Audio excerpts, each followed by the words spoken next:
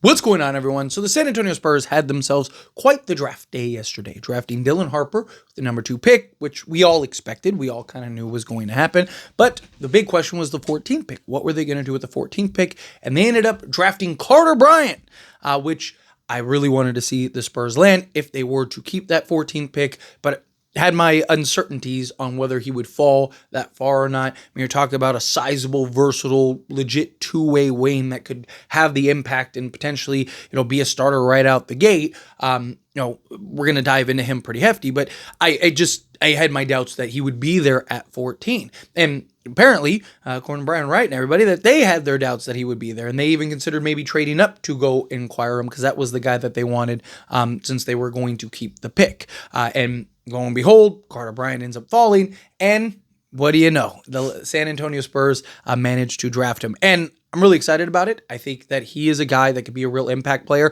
Obviously, Dylan Harper is the guy that's going to get all the shine, all the spotlight, right? He's the guy that's looked at as the potential superstar, franchise, cornerstone player, face of your team type of guy. But Carter Bryant has a world of upside, a world of potential. He's 19 years old.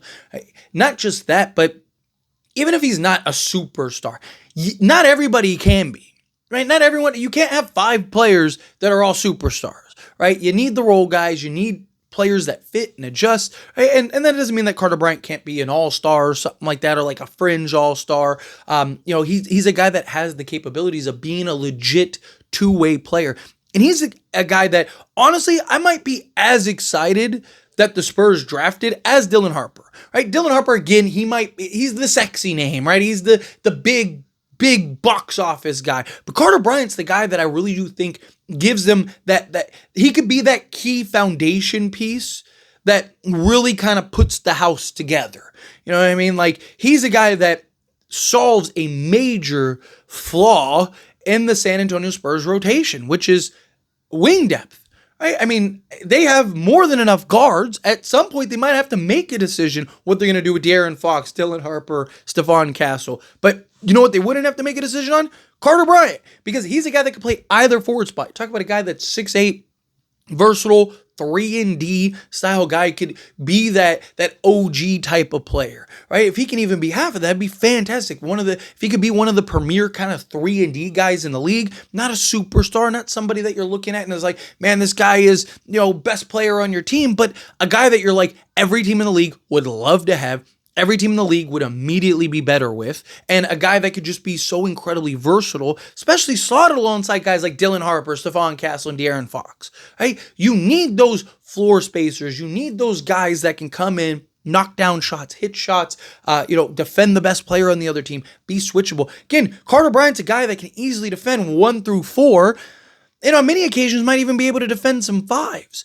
right? So I am very excited for a guy in a Carter Bryant that gives you that stability in the rotation. I also think that Harrison Barnes becomes so much more important now. Now, look, I was already somebody that really wanted to keep Harrison Barnes. I was a guy that was like, hey, if you can trade any other guys, even a Keldon Johnson or something like that, over a Harrison Barnes, it's about Harrison Barnes being that veteran staple that you need, but also gives you real production. He was very good for the Spurs last year, right? But now that you have a guy in a Carter Bryant, not only does Harrison Barnes make more sense and still gives you a piece that can slot in. I mean, you could have Carter Bryant at the 3 and Harrison Barnes at the 4 or vice versa, right? Like that gives you just value there, but also to have a guy for Carter Bryant to take him under his wing and kind of help grow him and develop him into the player that the Spurs need.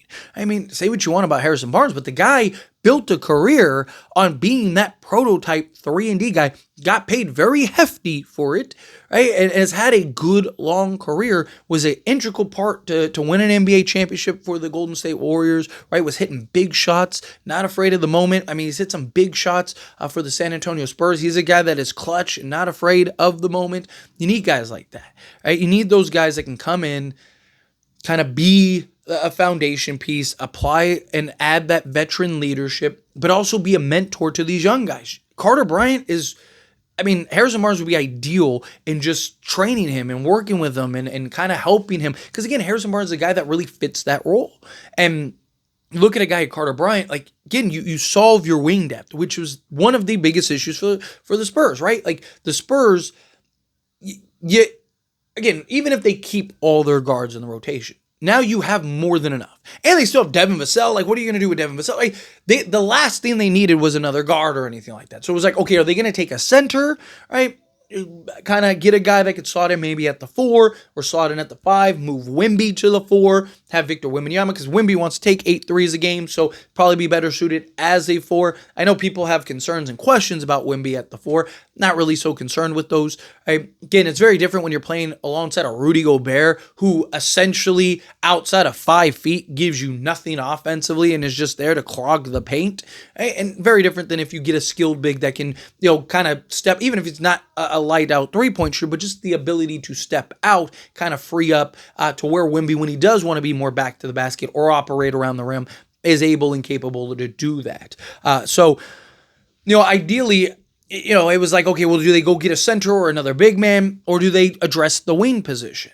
And I think if Carter Bryant wasn't there, I'm interested to see who they would have drafted in the route that they would have gone with that. But the fact that Carter Bryant was there, I thought was a huge win for the Spurs.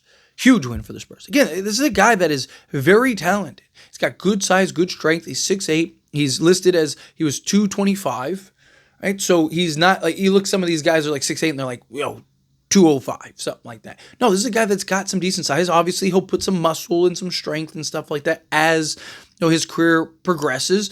But again, this is a guy that I look at that might be more, especially this year, right?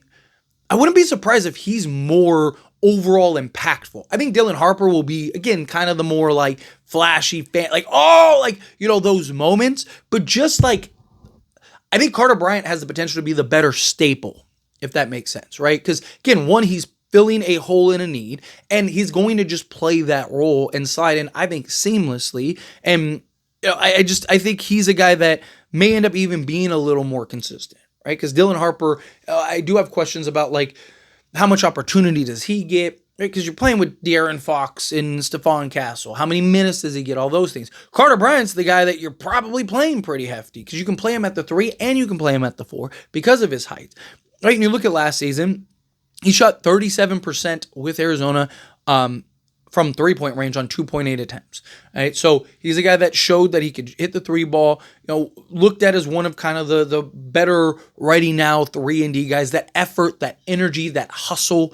That is like, how do you earn rotation minutes as a rookie? How do you become a big fixture and impact a team as a rookie, right? Because you're going to have your roller coaster.